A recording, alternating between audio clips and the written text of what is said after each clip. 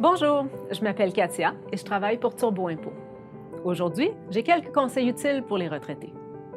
La retraite, ça veut dire prendre du temps de relaxer et de passer du temps avec les gens qui nous sont chers. Il est bon d'en faire récolter les fruits de toutes ces années passées à travailler. L'optimisation des avantages fiscaux propres aux retraités est une bonne façon de bien gérer vos finances et de profiter au maximum de votre retraite. Voici donc quelques trucs.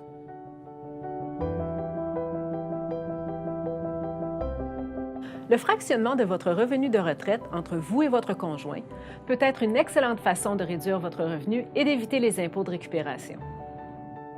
L'Agence de revenus du Canada exige que les aînés gagnant un revenu dépassant un certain seuil paient un impôt de récupération de la Sécurité de la vieillesse de 15 % sur les revenus qui dépassent le seuil.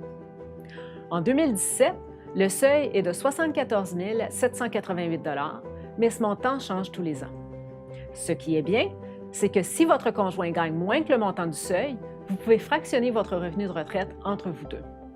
Par exemple, si vous gagnez 80 000 $ par année et que votre partenaire gagne 60 000 $, vous pouvez transférer 10 000 $ en paiement de rente, de REER ou de FERR à votre partenaire.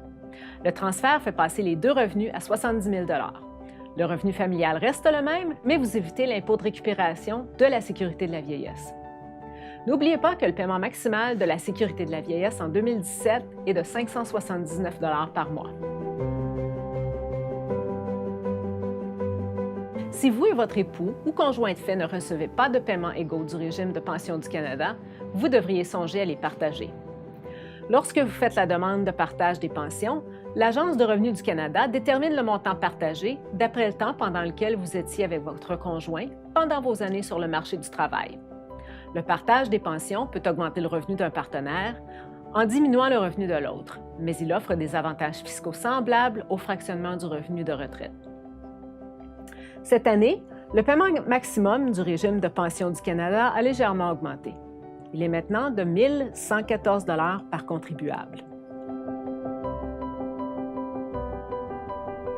Si vous aurez plus de 65 ans avant la fin de l'année d'imposition, vous serez admissible au crédit d'impôt en raison de l'âge. Il s'agit d'un crédit d'impôt non remboursable de 7 225 $ pour l'année d'imposition 2017. Il est à noter que ce crédit diminue à mesure que le revenu augmente et que les retraités dont le revenu est supérieur à 84 597 $ n'y ont pas droit. Saviez-vous que les crédits d'impôt en raison de l'âge non utilisés peuvent être transférés à un époux ou un partenaire? Par exemple, si vous avez droit à un crédit en raison de l'âge de 6 000 $ et que votre impôt à payer est de 4 000 $, vous pouvez transférer les 2 000 $ restants à votre partenaire pour réduire son impôt. Vous pouvez ainsi tous deux bénéficier de vos crédits inutilisés au moment de faire vos impôts. Les frais médicaux finissent par coûter cher et par gruger vos économies.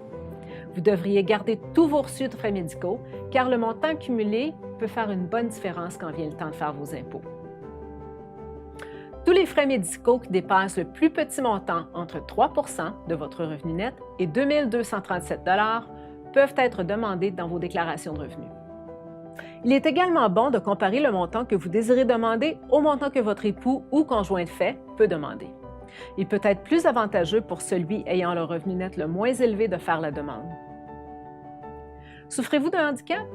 Si vous êtes handicapé, vous pourriez demander le crédit d'impôt des personnes handicapées et ainsi réduire votre impôt à payer. De plus, si vous prenez soin d'un partenaire handicapé ou malade, vous pourriez avoir droit au montant pour aidants familiaux. Pour d'autres conseils et renseignements qui peuvent vous aider à faire vos impôts correctement, visitez turboimpôt.ca/info.